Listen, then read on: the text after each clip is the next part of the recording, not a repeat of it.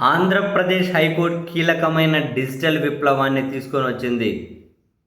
అంటే ఇక నుంచి ఎవరికైనా సమన్లు పంపించాలి అంటే నోటీసులు పంపించాలన్నా, వారెంట్లు పంపించాలన్నా అవి తీసుకొని పోలీసులు వెళ్తే మేము ఊర్లో లేము, మేము అందుబాటులో లేము, మేము అందుకోలేదు, ఇటువంటి వాటికన్నిటికీ చెక్ పెట్టుకుంటూ ఒక డిజిటల్ విప్లవాన్ని తీసుకొని దానికి సంబంధించిన విధి విధానాలను ఆంధ్రప్రదేశ్ హైకోర్టు ప్రకటించింది. ఇక నుంచి వాట్సాప్ లాంటి మెసేజింగ్ యాప్లు ఏవైతే ఉంటాయో దానిలో పంపించబోతున్నారు. బ్లూటిక్ పడింది అంటే వాళ్ళకి అందుకున్నట్లే, ఇక్కడ అందుకున్నట్లే రికార్డ్ ఏమంటారు నోట్ చేసుకుంటారు.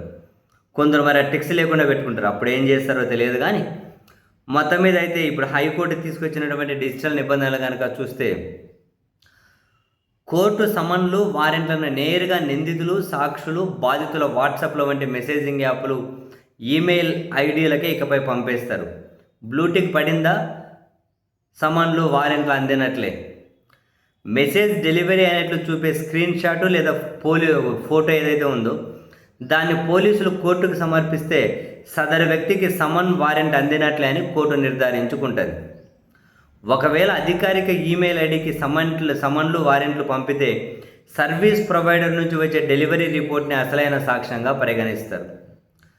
పోలీసులు అరెస్ట్ చేసేటప్పుడే లేదా విచారణ చేసే సమయంలోనే ఫోన్ నంబర్లు, ఈమెయిల్ ఐడి, వాట్సాప్ ఈ వివరాలన్నీ కూడా కరెక్ట్గా భద్రపరచాలి. అవే వివరాలు కోర్టుకు ఇవ్వాలి. మహిళలపై జరిగే లైంగిక దాడులు, చిన్నపిల్లలపై జరిపే అఘాయిత్యాలు, ఇంకా సీరియస్ ఈ మహిళా రిలేటెడ్ కేసులు ఏవైతే ఉంటాయో అందులో వారెంట్లు జారీ చేసినప్పుడైనా లేకుంటే వాటిని అమలు చేసినప్పుడైనా ఎట్టి పరిస్థితుల్లోనూ బాధితుల గుర్తింపు, ఫోన్ నంబర్ లాంటివి బయట పడకూడదు. ఆ మేరకు జాగ్రత్తలు తీసుకోవాలి పోలీసులు. ఒకవేళ నిందితుడు లేదా సాక్షికి సంబంధించిన ఫోన్ నంబరు, ఈమెయిల్ ఐడి లేదనుకోండి, లేదా అని పనిచేయలేదనుకోండి, ఆన్లైన్ మెసేజ్ డెలివరీ ఏమైనా విఫలమైందనుకోండి, పోలీసులు ఏం చేయాలి? ఆ వివరాలు నమోదు చేయాలి. వీళ్ళ పంపినటువంటి నోటీసులు ఏదైతే ఉంటుందో వాట్సాప్లోనో మెయిల్లోనో ఆ ఎలక్ట్రానిక్ ప్రింటౌట్లు తీసుకొని పాత పద్ధతిలోనే నేరుగా వెళ్ళి వాళ్లకు అందించాలి. అందించి ఎవరైతే అందుకున్నారో వాళ్ళ సంతకాలతో పాటు వాళ్ళ ఫోటోలు కూడా తీసుకొని కోర్టుకు ఆన్లైన్ ద్వారానే పంపాలి. అంతా ఆన్లైనే. ఇంకా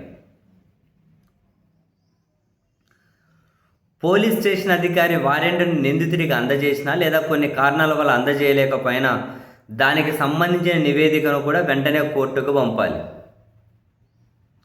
సో ఆ నివేదికతో పాటు బెయిల్ బాండ్లు, ఫోటోగ్రాఫ్లు, అక్నాలెడ్జ్మెంట్లు వంటి పత్రాలు ఇవన్నీ జత చేయాలి.